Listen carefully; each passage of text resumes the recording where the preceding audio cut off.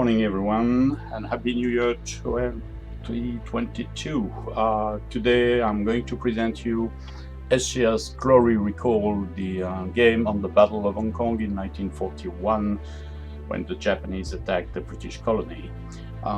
This presentation will mostly take place on the Japanese side, and which is the most active in the battle, and tell you how to handle this kind of game for those who are not familiar with the SGS series. So I have to choose the cases, and I'll take Japanese and have the Commonwealth played by the computer. If I need more information on the game, I can always click here. The little information dot give me a short PDF presentation of the key rules and the specialties of this game. It's always accessible even during the course of the game. I can also work on the different options if I want to change my language. For example, for those of you who don't know how to speak Chinese, Polish, well, we have quite a lot of languages here. And you can also get the music and sound effects done, which I will do here for this presentation, just to be sure to be clearly understood. So let's start and play as we decided the Japanese. The game will start with a so-called turn 0, which is not actually a real turn, but a moment where both sides will select options. Of course, when the AI select option, as you can see here, you have no idea what they have exactly selected.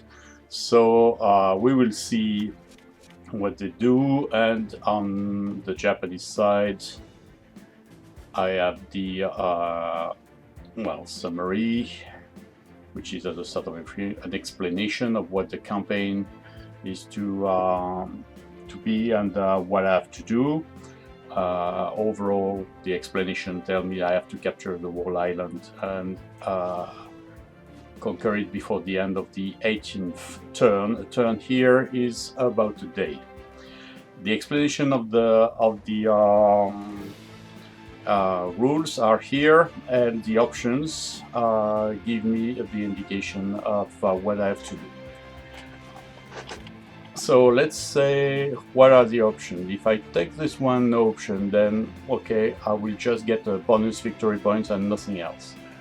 Well, let me try just one option here. I will play the Betis. So this is in fact extra air unit.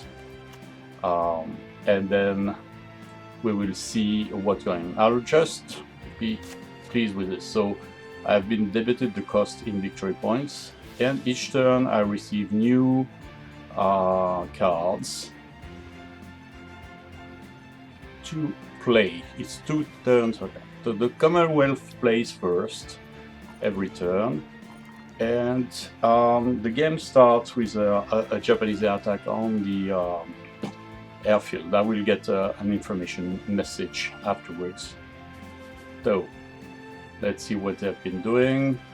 Nothing happens. I inflicted a few casualties on the British air units here, and I got the explanation right now. That's the information about the air units that I've taken as an option, and this is where I get it. And that's what you have seen, the bombardment of the Kai-Tak airfield, where the Royal Air Force fighters are placed, and I did some damage, which is good in the future. So the game works always the same way, with air units, movement, and then land units and battles. Here I am given an option to make a carpet bombing attack. Well, that might be interesting, because if I do that, okay, I'll cannot fly my units, but then the enemy has a reduction in morale. Maybe not wise to play it on the first turn, because I'm not going to make too many attacks in the first place. So I'll just play my air units regularly. So there are two bases for Japanese in China, and how to move units is very simple. You just select a stack, take the unit you want from the stack, and then either drag them to the destination or use the right-click function to have the engine move them directly. Something you have to know, which you can see here with the purple background on the map, is that you cannot stack too many units. The region limit or air units in the region is 5, and you can have a filter here which you can toggle on and off, which shows you the current level of stacking inside the region. For your information, the same stacking button exists for the land units, and you can see also the information of how much stacking you can have in the region. So let's consider the air units first, and then I will try to send air units here to support my initials attack.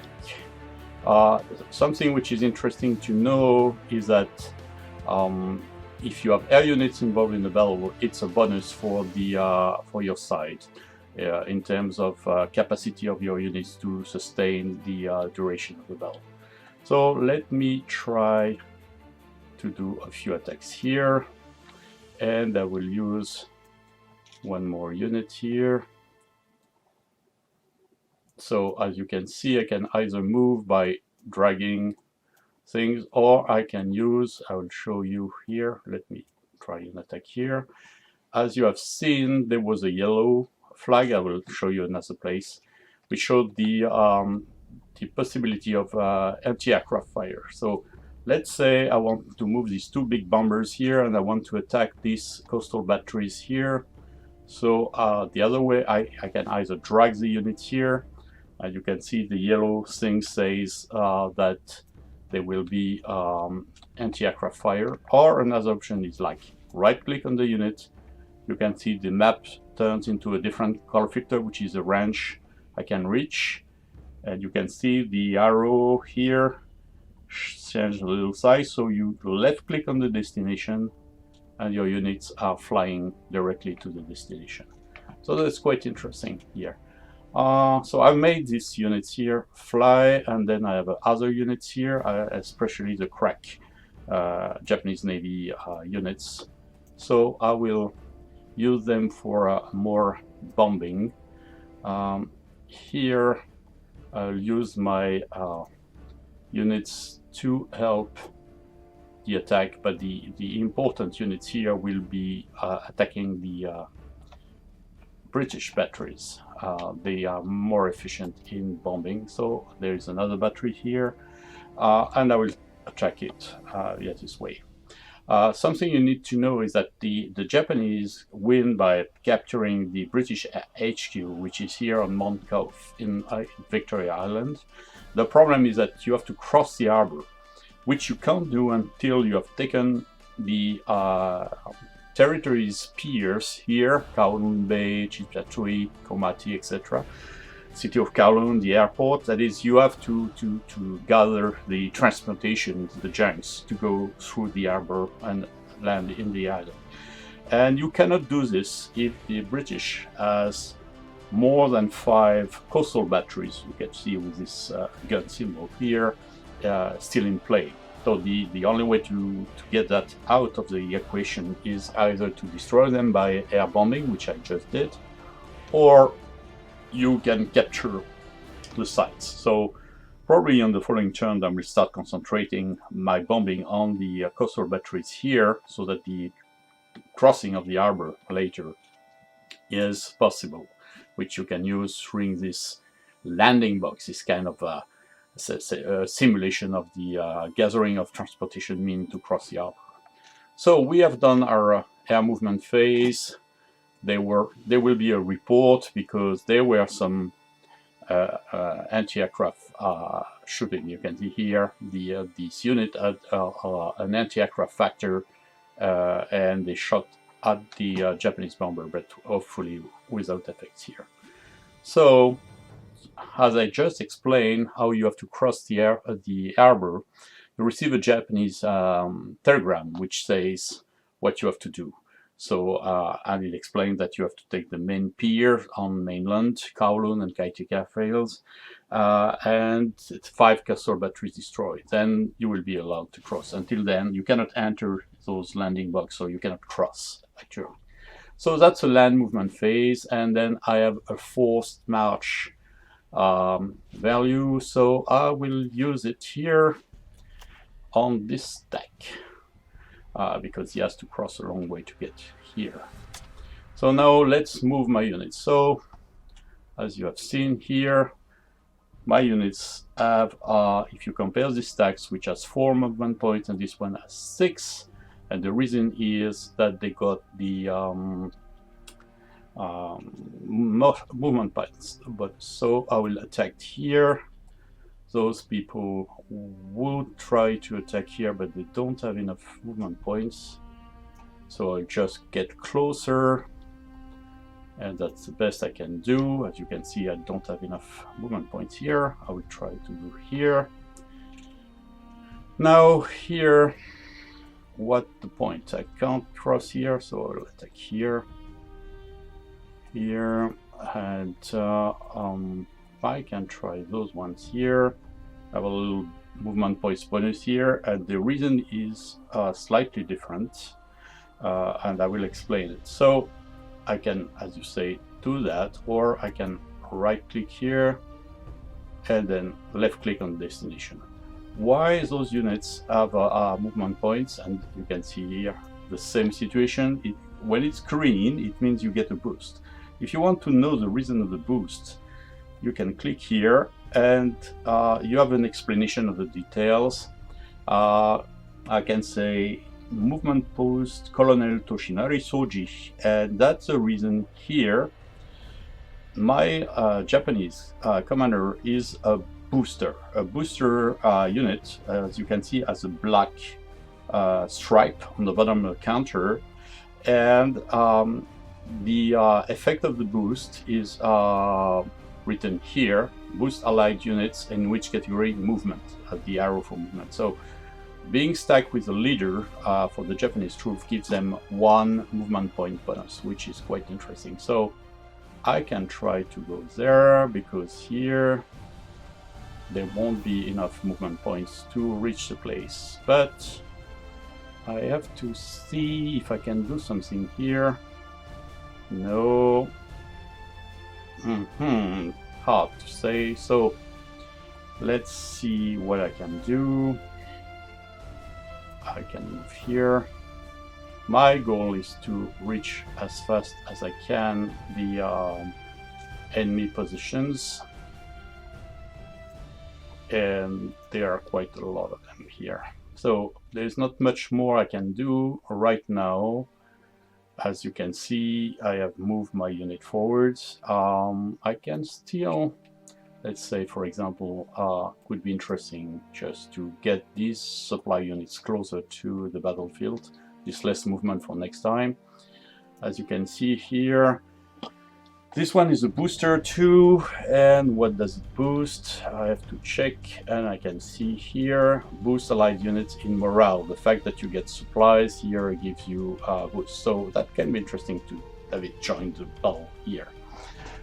Now in these things, I would like to attack here, but the cost of the terrain, as you can see here, is 3.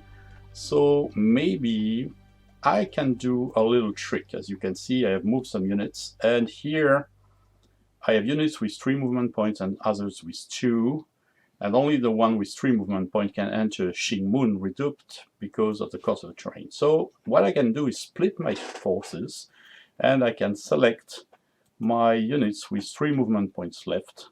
Not so many of them, but still.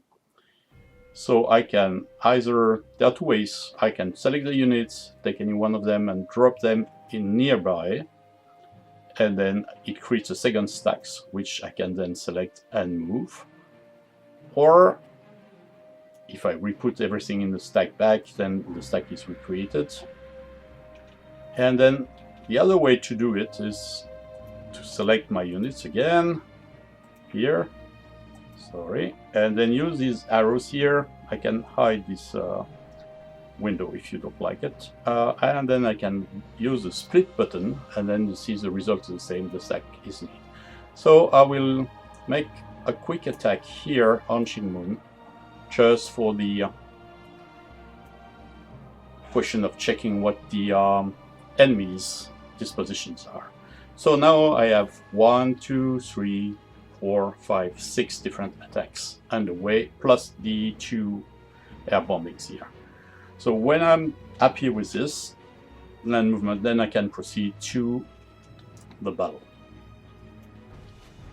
The games list you the number of battles that have to be resolved. They must all be resolved before you can go to the next one.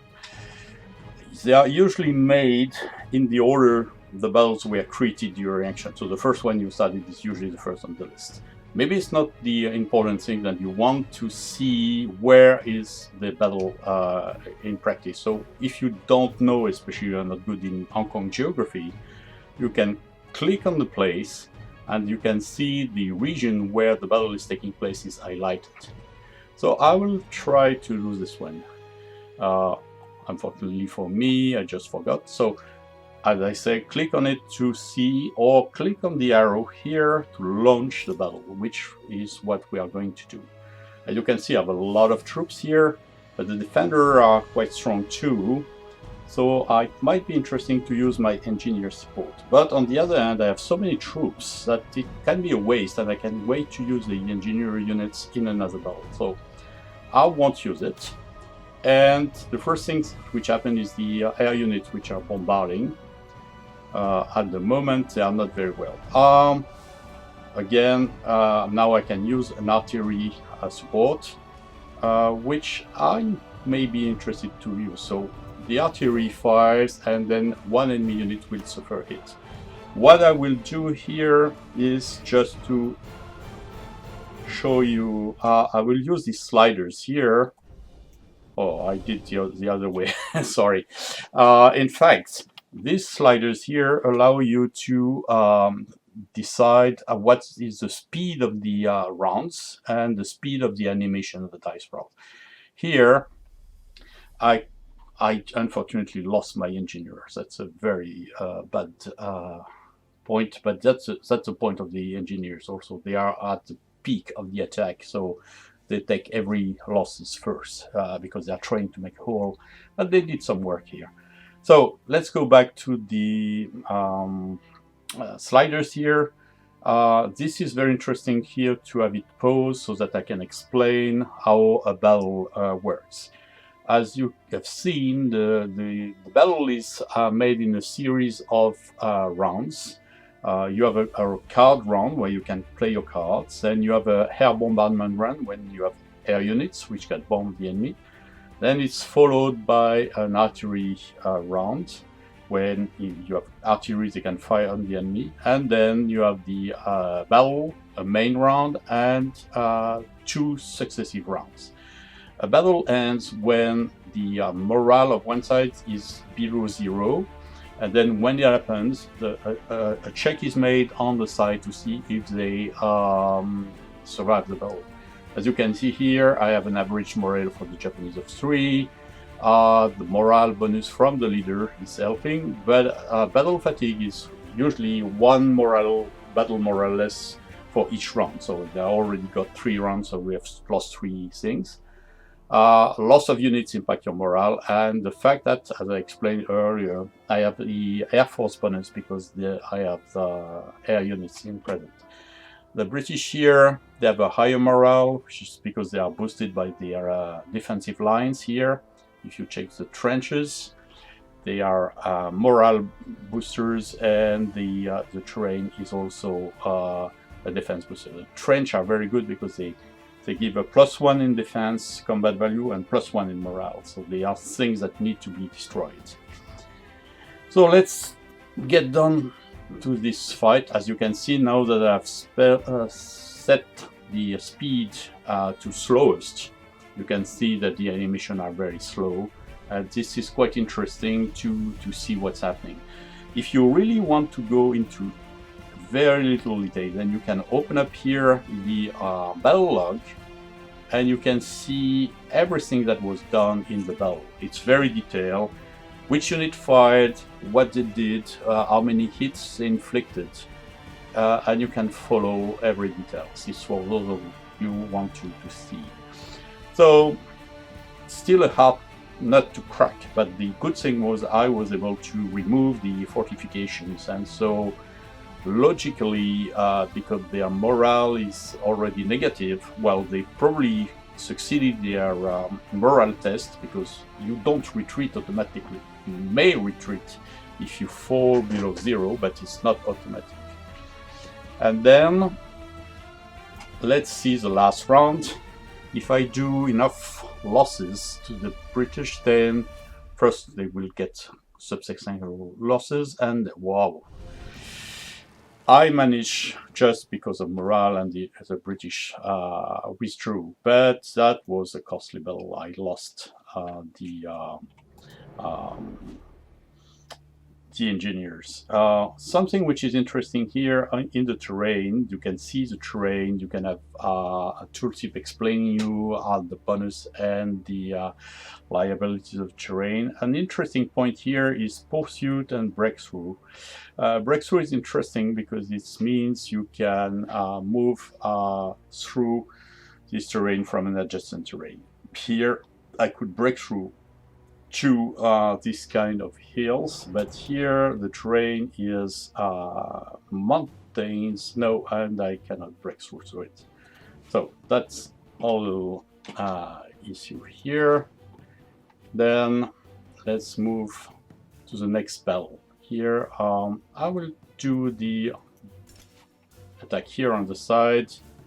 Well, there's really no need to have too many cards here because they are just minor defenses, but they do their job. I mean, the minefields were a very bad surprise. I did not expect them. Of course, they will be cleared, but then we will see this next thing. So I have been able to break through the lines here, and now I will do one of the key battles here, the attack on Qingmun. I don't expect to win this battle, to be honest, but the idea is to see what I can do against the enemies. That's where the engineer can be interesting here, because the defenses are quite strong. So I'll try to play them and see what I can do. The Air Force is useless. Oh, the machine guns are good, but oh my god, mines are doing damages, and my Japanese forces are awful. My god, I'm going to lose a lot of men here in this battle. That was a very bad idea. Okay, let's better retreat. There is no point in getting a battle where the enemy is so strong.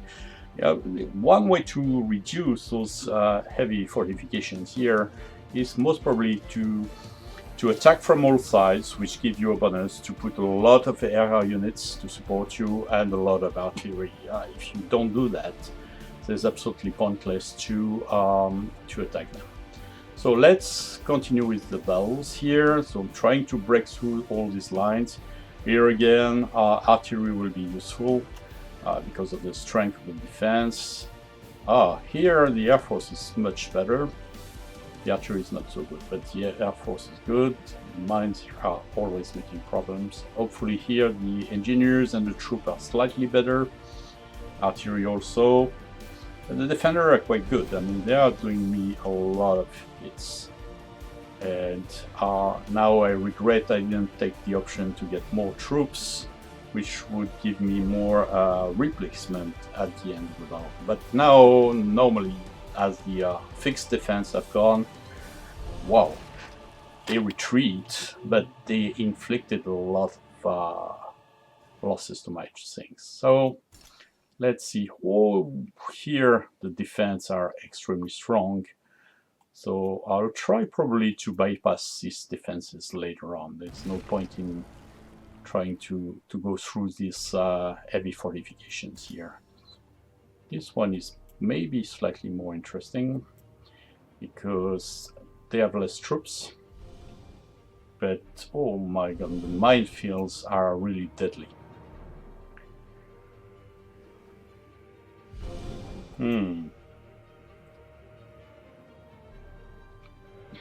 Difficult situation, and I couldn't break. That's where the lack of air support was telling. I couldn't break through the lines here. Okay, let's end up with the two bombings here. Wow, my airfield units are not very efficient. Total miss. No point in getting these crack bombers. They just did nothing. Let's see better here. The Army Air Force is much better. They totally destroyed the British battery, which is quite good for me. So that's the end of the turn. At the end of the turn, something which is interesting, you have an air defense phase where you send your air units in defense of your forces, which I will do here. There is absolutely no point to make defense on the back troops because there is almost no risk for the British to counterattack. It's not their gameplay, but just as safety, I'll just cover my main forces with air support.